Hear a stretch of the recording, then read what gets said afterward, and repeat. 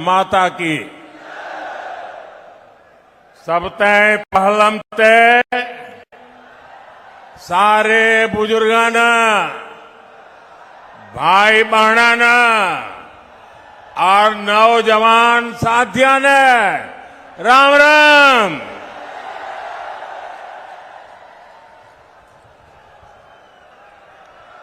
मैं सबसे पहले तो आप सबकी क्षमा मांगना चाहता हूं, क्योंकि हमारी पार्टी के यहां के साथियों ने ये जो पैंडल बनाया वो छोटा पड़ गया और इतने ही लोग बाहर धूप में तप रहे हैं। जो लोग धूप में तप रहे हैं उनको जो असुविधा हुई इसके लिए मैं क्षमा मांगता हूं, लेकिन मैं आपको विश्वास दिलाता हूं आप ये जो तप कर रहे हैं ना, ये आपका तप बेकार नहीं जाने दूंगा, विकास करके लौटाऊंगा। साथियों, अग्रोहा धाम, गुरु जंबेश्वर, खाटू श्याम जी और माता भनभोई ब्राह्मणी देवी को मैं सर झुका के प्रणाम करता हूं। ये राखी गढ़ी की धरती है।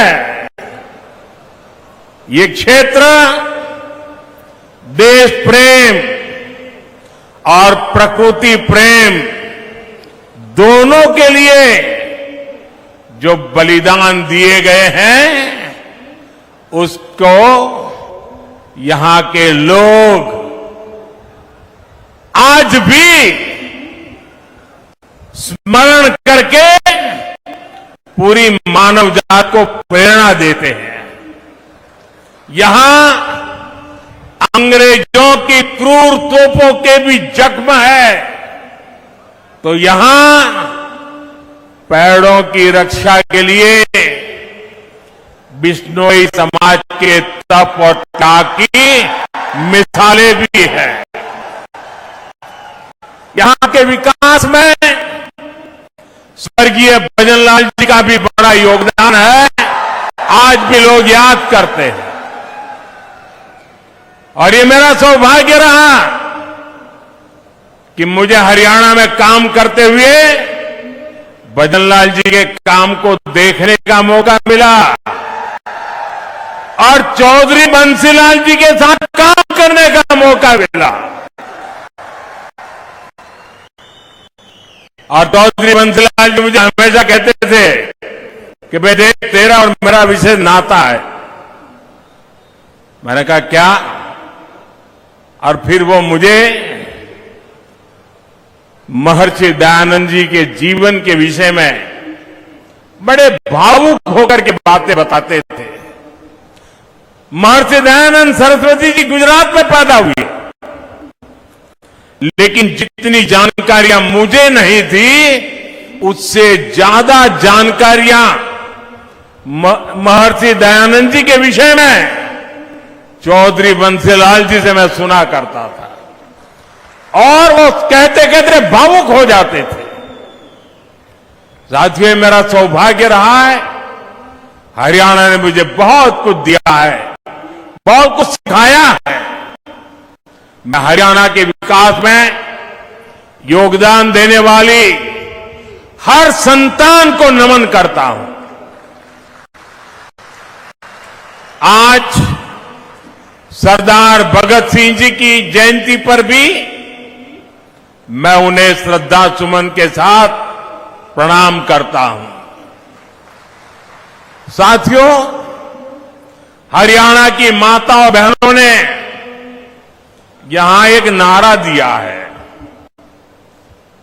महारा हरियाणा, नॉन स्टॉप हरियाणा। हरियाणा का विकास ऐसे ही नॉन स्टॉप चलते रहना चाहिए। इसलिए हरियाणा तीसरी बार भाजपा को मौका देने का मन पक्का कर चुका है।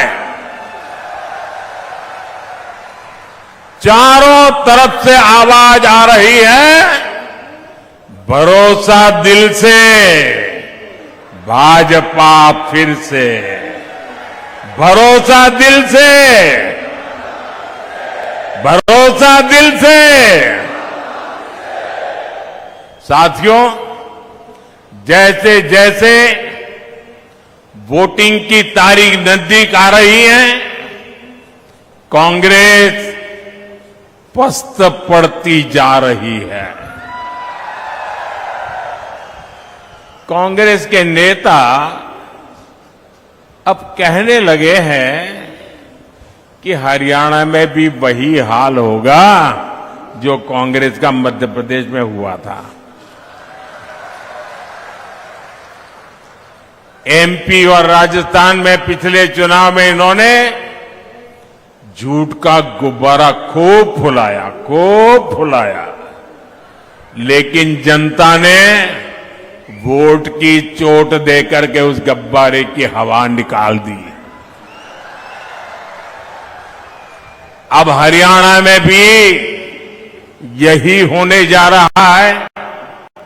साथियों, कांग्रेस का ये हाल इसलिए होता है क्योंकि कांग्रेस देश की सबसे धोखेबाज और बेईमान पार्टी है।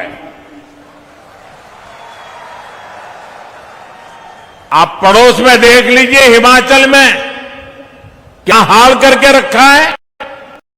चुनाव के दौरान हिमाचल की जनता को इन्होंने क्या क्या झूठ बोला, आप कल्पना नहीं कर सकते।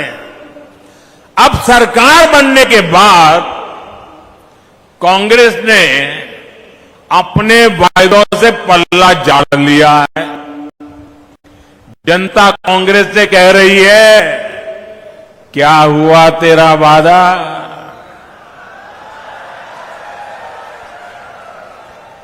और कांग्रेस जनता से पूछ रही है, तुम कौन? दिल्ली के शाही परिवार ने झूठ बोलकर हिमाचल के लोगों को फंसा दिया। आज हिमाचल में कर्मचारियों को उनकी सैलरी और डीए देने तक इनके पास बजट नहीं है। साथियों, जहां कांग्रेस होती है वहां कभी भी स्थिरता नहीं आ सकती। जो पार्टी अपने नेताओं के बीच एकता नहीं ला सकती, वो राज्य में स्थिरता कैसे लाएगी? आप देख रहे हैं कि कैसे यहां कांग्रेस में मुख्यमंत्री बनने के लिए मारामारी मची है। बापू भी दावेदार है और बेटा भी दावेदार है,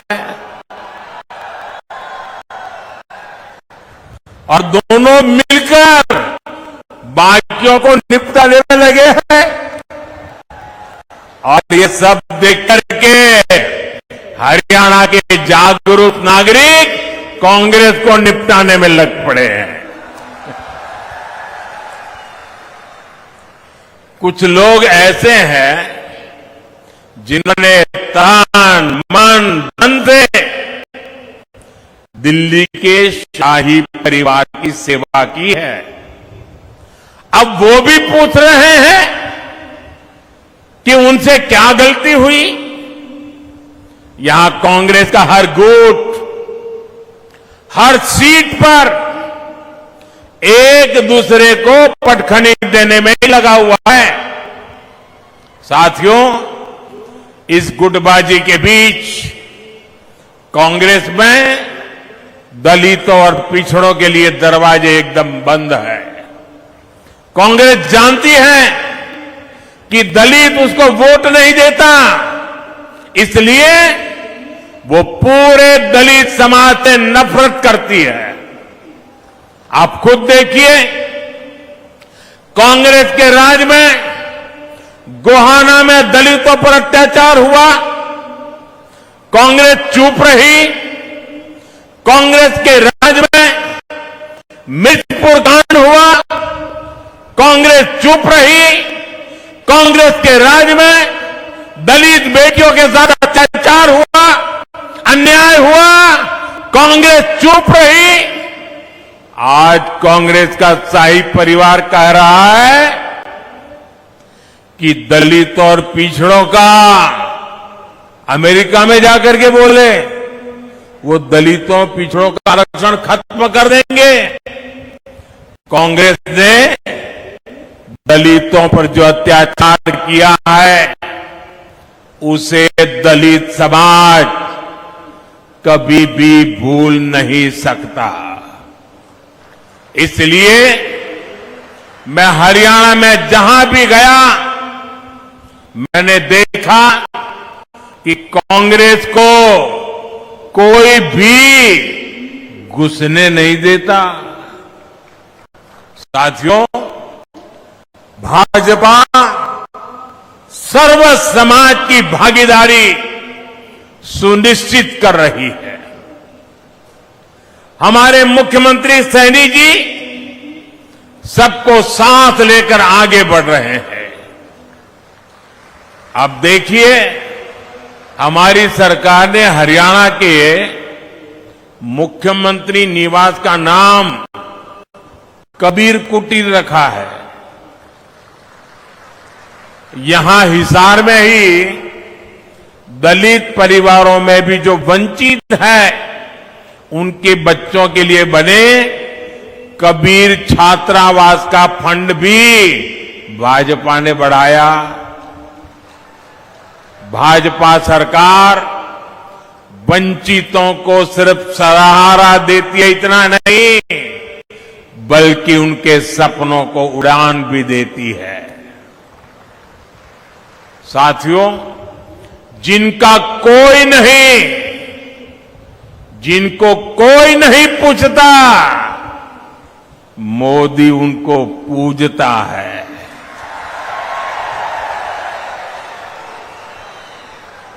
आज मुद्रा योजना से हरियाणा के लाखों लोगों को बिना गारंटी के लोन मिले हैं। ये गरीब, दलित, पिछड़े, आदिवासी परिवारों के लोग हैं। मोदी ने रेहड़ी, ठेले, पटरी पर काम करने वाले अपने भाई बहन का भी ध्यान रखा है। ये कोई धन्ना सेठ नहीं है, ये गांव, गरीब, दलित, पिछड़े परिवारों के मेरे भाई बहन हैं। कांग्रेस ने इनको कभी नहीं पूछा। इनकी गारंटी भी आपके इस बेटे ने ही ले ली है।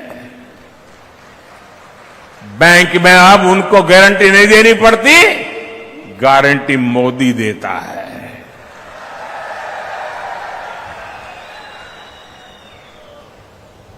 इनको भी पीएम स्वनिधि योजना से हजारों रुपए की मदद बिना गारंटी के बैंक से मिली है। साथियों, कांग्रेस इतना बड़ा स्वार्थी दल है कि उसे वोट के अलावा कुछ नहीं दिखता। कांग्रेस ने किसानों को भी हमेशा वोट बैंक के रूप में ही देखा है।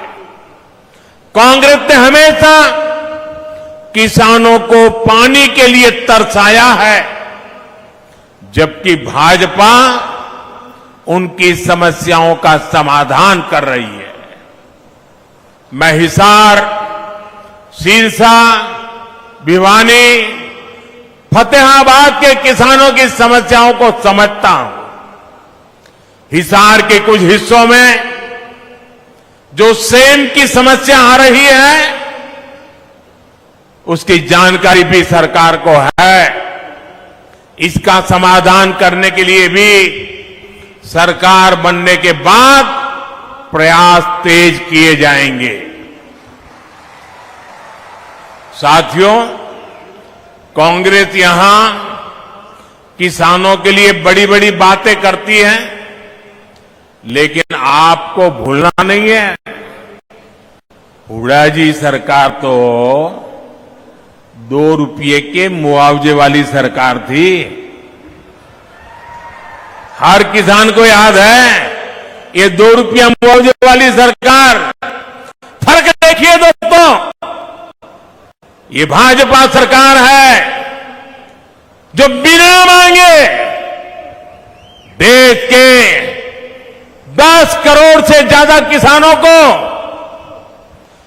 पीएम सम्मान निधि हर वर्ष 6,000 रुपया सीधे उनके बैंक में खाते में जमा करती है, उनके सम्मान की चिंता करती है। और वो लोग 2 रुपये का मुआवजा, क्या हमारे हरियाणा के किसानों का अपमान करते समय आपको शर्म नहीं आई? ये सम्मानित किया जाता था। इसलिए मैं आज आप लोगों को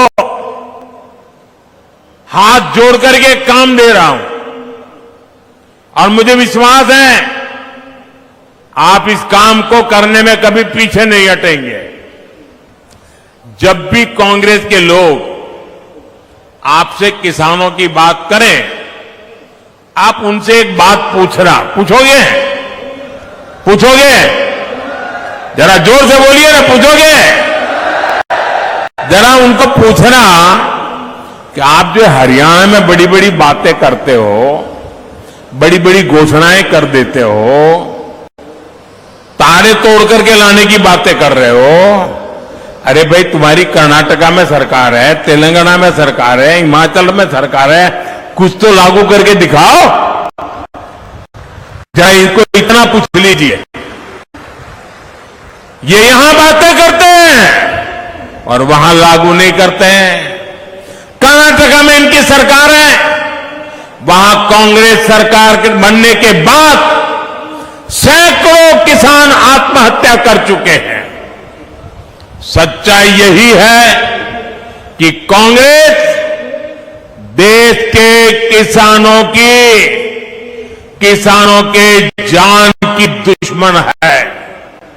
वो सिर्फ किसानों को झूठ बोल सकती है। यहां कांग्रेस ने एमएसपी पर भी आपसे सिर्फ झूठ बोला है। सच्चाई यह है कि यहां भाजपा की सरकार 24 फसलों को एमएसपी पर खरीद रही है, जबकि कांग्रेस शासित राज्यों में इक्का दुक्का फसलें ही एमएसपी पर खरीदी जाती है।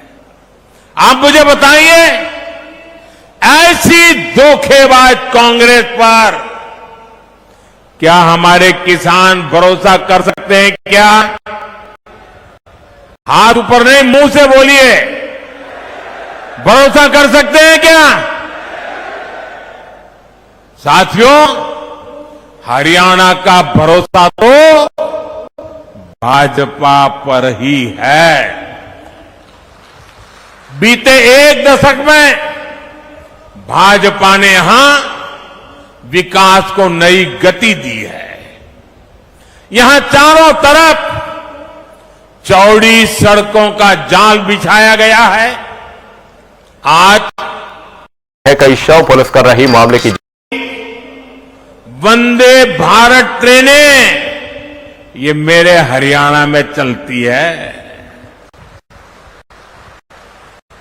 हिसार से रोहतक जाने के लिए हंसी हिसार रोहतक लेन लाइन शुरू कर दी गई है। इससे हिसार से रोहतक पहुंचने के लिए समय आधा हो गया है। साथियों, ये क्षेत्र अब एक बड़ा व्यापारिक केंद्र बनने की तरफ कदम बढ़ा चुका है।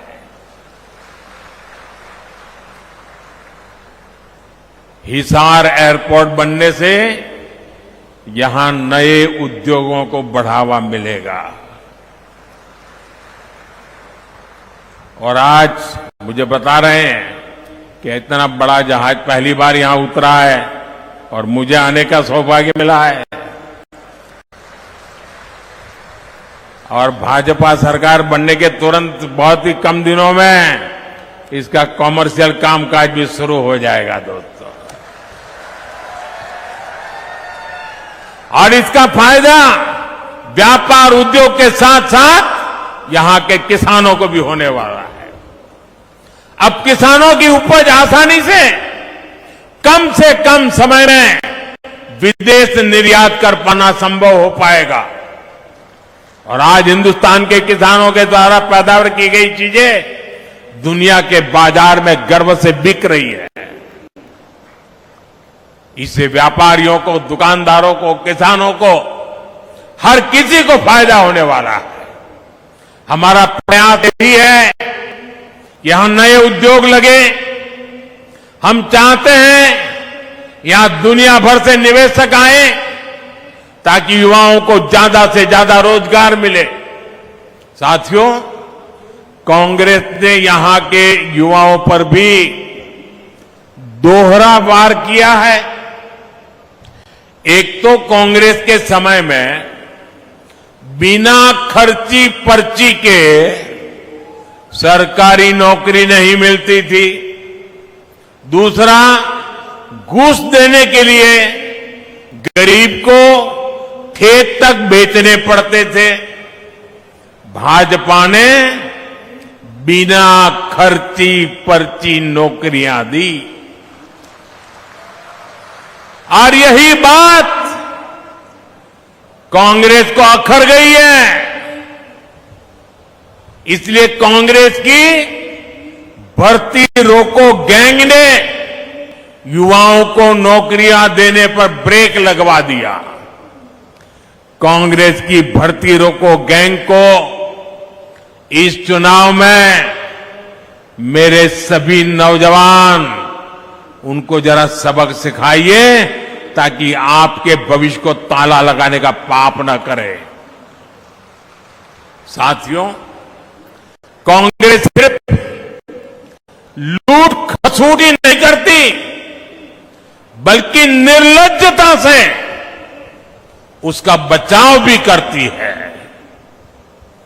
कांग्रेस के राज में कैसे और दामाद का ही बोलबाला था, ये मैंने हरियाणा की जनता के सामने रखा। अगर किसी को पछतावा होता, किसी को अगर दो आंख की भी शर्म होती, तो वो हरियाणा की जनता से माफी मांगता। लेकिन कांग्रेस के लोगों ने आपसे माफी नहीं मांगी, बल्कि बड़ी बेशर्मी से दलालों और दामाद का बचाव कर रहे हैं।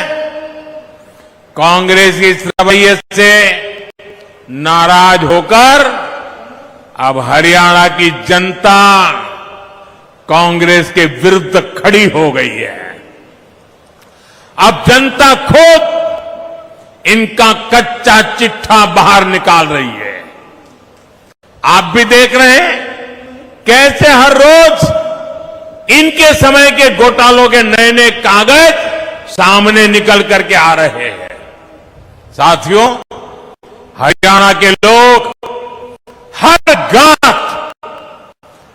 गांव सह सकते हैं, लेकिन हरियाणा के लोग देश के विरुद्ध कोई बात सह नहीं सकते।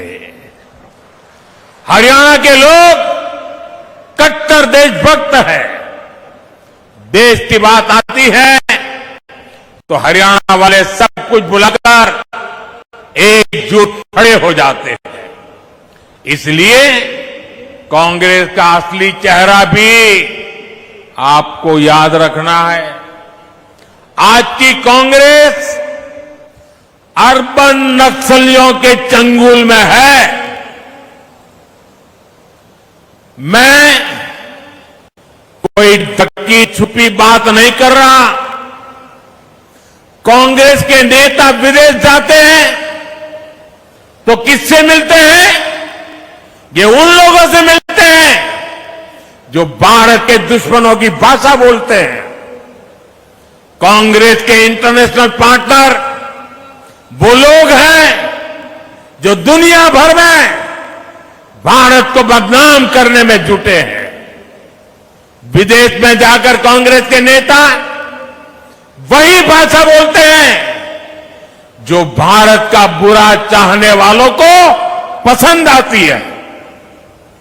आप भी सोचिए, आखिर क्यों पाकिस्तान कांग्रेस का समर्थन करता है? कांग्रेस की नीतियों को पाकिस्तान को पसंद आती है। साथियों, हरियाणा के लोगों को कांग्रेस के वादों इरादों से बहुत सावधान रहना है। कांग्रेस ने कहा है कि वो जम्मू कश्मीर में फिर से 370 वापस लाना चाहती है। कांग्रेस फिर से पत्थरबाजी और बम बंदूक को हवा देना चाहती है।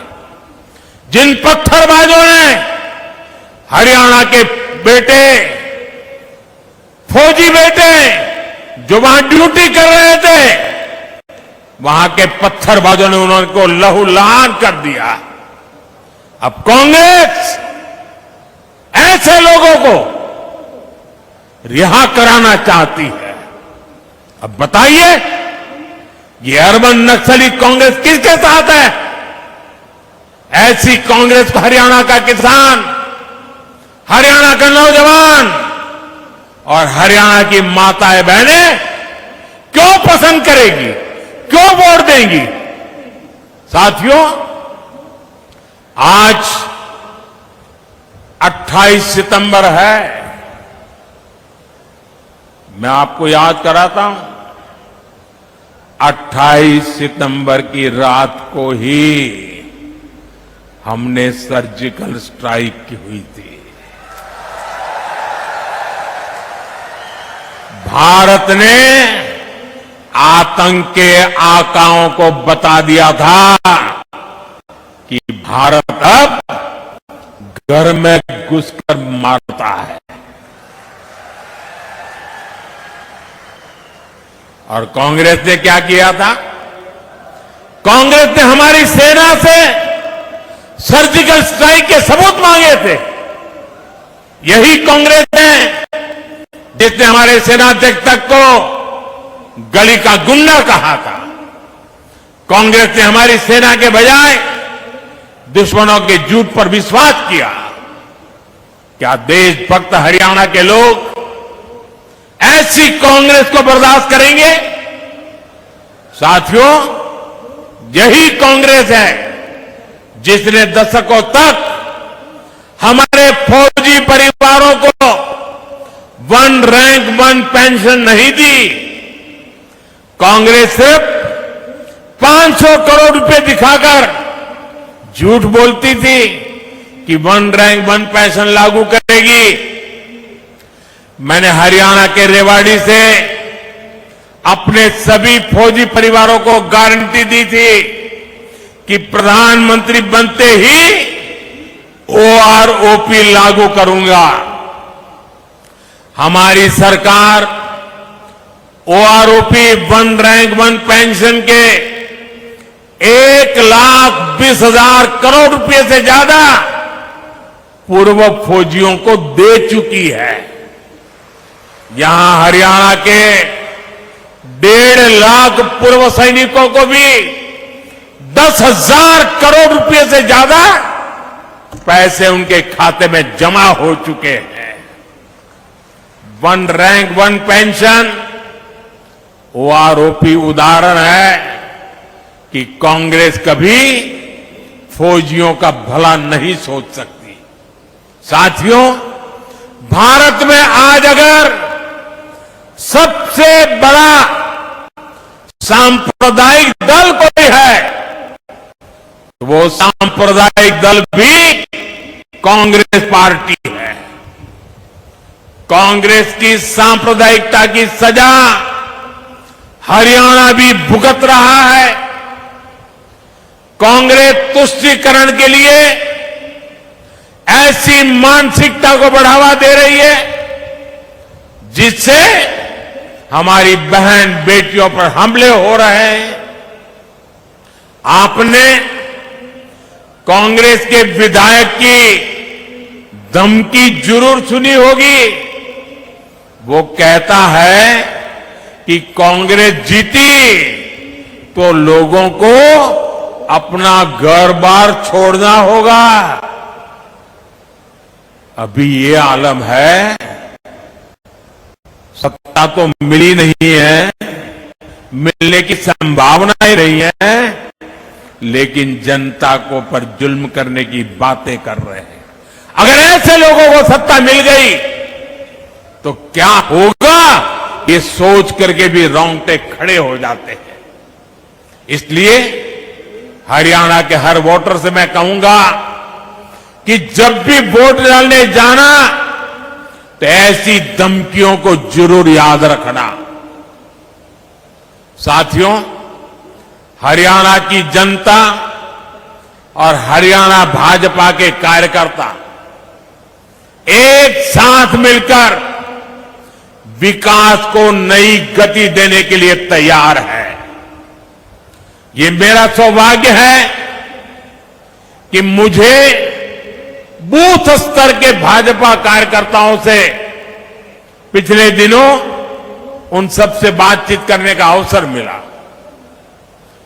2 दिन पहले अनेक साथियों से मेरी चर्चा हुई।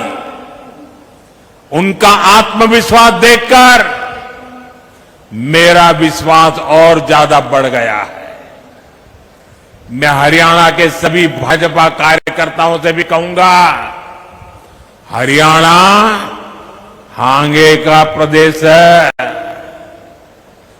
पूरा हांगा ला दियो।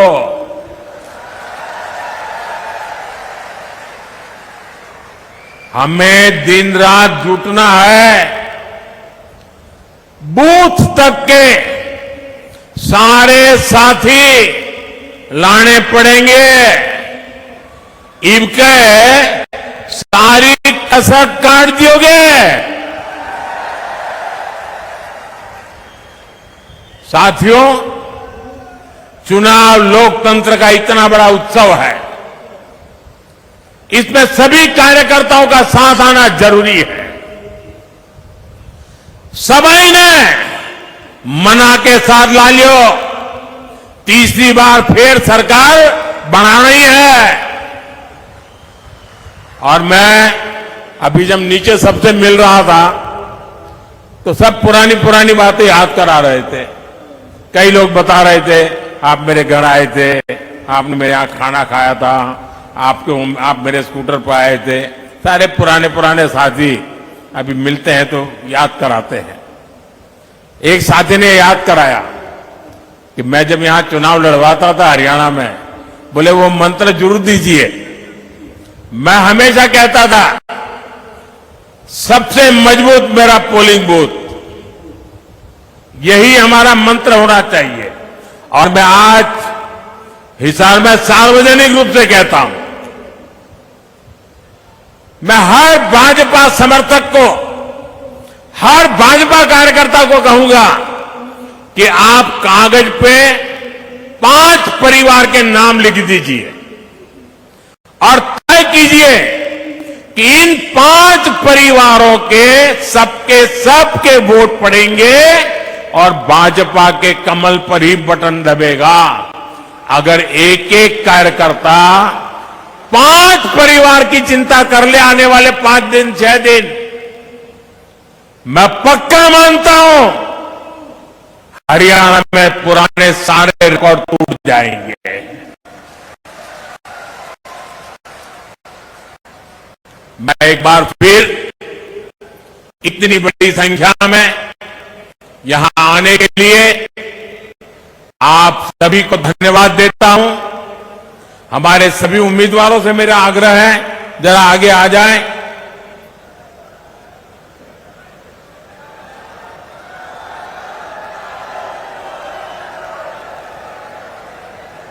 आप सबके आशीर्वाद उनको मिले, ये प्रार्थना करने के लिए मैं आया हूं।